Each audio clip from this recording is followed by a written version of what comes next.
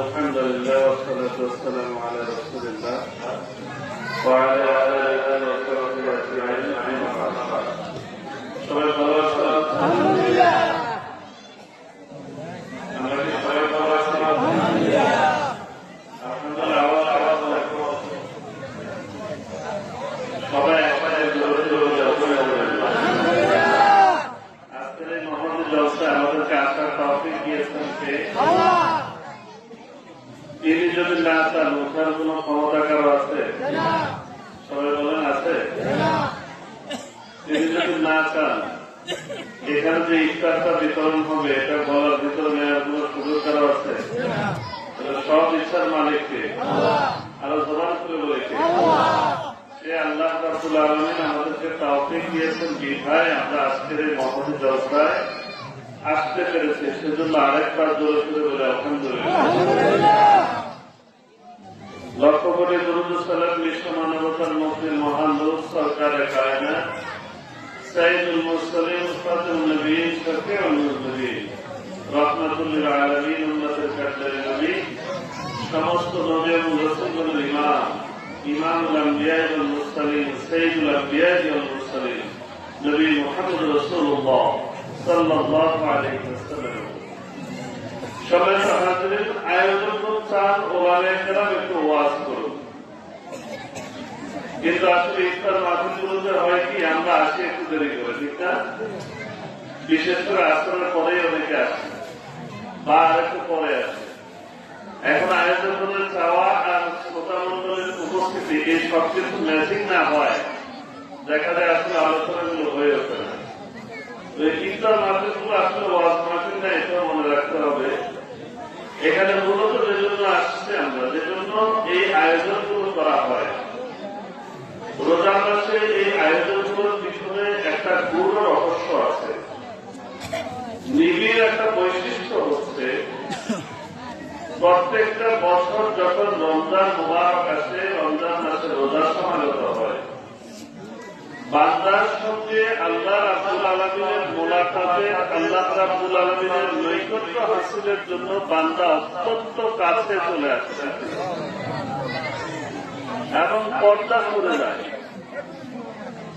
এই মাসে প্রিয় নবী মুহাম্মদ রাসূলুল্লাহ সাল্লাল্লাহু আলাইহি ওয়াসাল্লাম জানিয়ে দিয়েছেন জাহান্নামের দরজাগুলোকে বন্ধ করে দেওয়া হয়। সুবহানাল্লাহ বলবেন না? জবান খুলে বলবেন সুবহানাল্লাহ। জান্নাতের দরজাগুলো উন্মুক্ত করে দেওয়া হয়। বড় বড় শয়তানগুলোকে শিকলবন্দি করা হয়। এক হাদিসে এসেছে শয়তানকে শিকলবন্দি করা হয়, অন্য হাদিসে এসেছে বড় বড় শয়তানগুলোকে শিকলবন্দি করা হয়।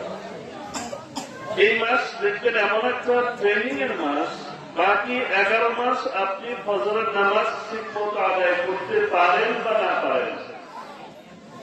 এই রমজান মাসে সাধারণত কোন রোজাদারের ফজরের নামাজ মিস হয়, এবার ম্যাক্সিমাম জামাত আদায় করে, ঠিক না? এই মাসটাই হচ্ছে ইবাদতের জন্য চমৎকার একটা মাস। এই মাসটা হচ্ছে একটা প্রশিক্ষণের মাস। এই মাসে আমি আপনি না চাইলেও আল্লাহ রাব্বুল আলামিন আমাদেরকে এমন কিছু ইবাদত করিয়ে দিবেন যেটা গত 11 মাসে বেখেয়াল ছিলেন, বেখবর ছিলেন, গাফেল ছিলেন।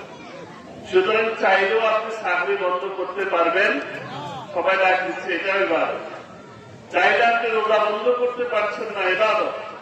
চাইলে আপনি নামাজ বন্ধ করতে পারছেন না, ইবাদত। চাইলে আপনি ইফতার বন্ধ করতে পারছেন না, ইবাদত। চাইলেই আপনি তারাবির নামাজ বন্ধ করতে পারছেন না, ইবাদত। তার মানে হচ্ছে যে এমন এক মাস, এই মাসের একটা বৈশিষ্ট্য, যে মাস এসেছে একজনের উসিলায়, যিনি আর কেউ নন, আমাদের প্রিয় নবী মুহাম্মদ রাসূলুল্লাহ সাল্লাল্লাহু আলাইহি ওয়াসাল্লামের উসিলায় এই মাসটা আমরা একটু একটু এগিয়ে আসি, একটু একটু সামনে এগিয়ে আসি, আর মনোযোগ দিয়ে স্মরণ করি। সম্মানিত হাজিরিন, আমরা একটু একটু এগিয়ে আসি। তো এই মাসটা আল্লাহ রাসূলের উসিলায় আল্লাহ রাব্বুল আলামিন আমাদেরকে যে মাসটা দিলেন, আল্লাহ রাসূল বললেন এটা হচ্ছে শাহরুল উম্মতি, এটা আমার উম্মতের মাস। চিৎকার বলে সুবহানাল্লাহ। হ্যাঁ, একটা আওয়াজ জেনে চেষ্টা করি। সবাইকে আছে, শুনতেছি সবাই? একটু জোরে জোরে বলি তো আল্লাহু আকবার। পিছন থেকে বলি তো আল্লাহু আকবার। আমরা তা হাজির না একটু শেষ পর্যায়ে ছোট্ট বাবুরা কথা বলবো না, আপনারা একটু একটু একটু জোরে জোরে বললে ঠিক হয়ে যাবে। একটু বসুন। ছোট বাবুরা আওয়াজ করলো, আওয়াজ করলো। এক সময় করবেন ইনশাআল্লাহ এখানে এসে নাকি আল্লাহ কবুল করুন বলে আমি একটু সবাই একসাথে বলে আল্লাহু আকবার। সবাই তো হাজিরেন। তো এই মাসটারে একটা মর্যাদা আল্লাহ রাসূল সাল্লাল্লাহু আলাইহি ওয়াসাল্লামের ওসিলায় যে মাসটা আমরা পেলাম, এই মাসের একটা ফোকাস হচ্ছে গুনাহ খাতা নাই বললেই চলে, গুনাহ একদম কম অথবা জিরো, ঠিক না বলে? এটাই মাসের একটা মর্যাদা, একটা বৈশিষ্ট্য। সুতরাং এই মাসের আজকে 19তম দিবস শেষ হয়ে গেছে।